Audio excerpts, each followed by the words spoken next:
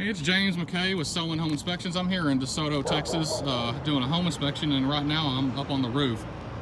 There's just a couple things I figured I'd share with you. This roof here in particular is in pretty good shape. I don't see any too bad of damage anywhere, anything like that. It's got a lot of life left. But there are a few things that I think we need to address here just to ensure the life of the roof and to prevent any water penetrations. It's right here. Let me show you this.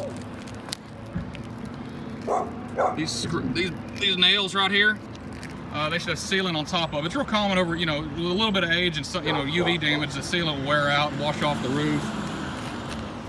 And that's something that we want to keep sealed. Any professional roofing company is going to come out and just wipe a little bit of sealant on top of the nail heads. You can see this one's still got a little bit there. But what that does, that just prevents that penetration through the shingle from becoming a leak. I found a couple of things here, and this appears to me what is probably a manufacturing defect. You see the tab of shingle has a stripe right through it where the granules didn't stick to. It's in a couple of places on this roof. You can see one here, but you can even see the fiberglass underneath the shingle through that. And then another one here. But all of them are almost the same shape and size, like it's a manufacturing defect. The only one thing that's real common, and it's good to have inspected, is you can see right here what appears to be the heel end of somebody's boot. You can see where they push the granules down on the deck. It's common, if you get a roofer up here, somebody slipped, and they put their foot down real hard to brace themselves, they could have wiped the granules off that shingle.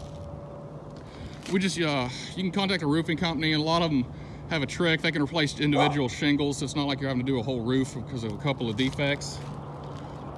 But that's something I would suggest you do, just so we can get this thing looked at. We want to make sure that we do everything we can to extend the life of the roof, and ensure we don't have any water leaks or anything like that coming in.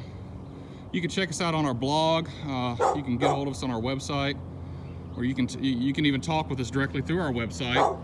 And we're always here to answer questions, anything like that. Or if you need a referral to a roofer to come inspect your roof, we know people that do quality work, and we'd be glad to pass their name and number along to you. But I appreciate it. Thank you.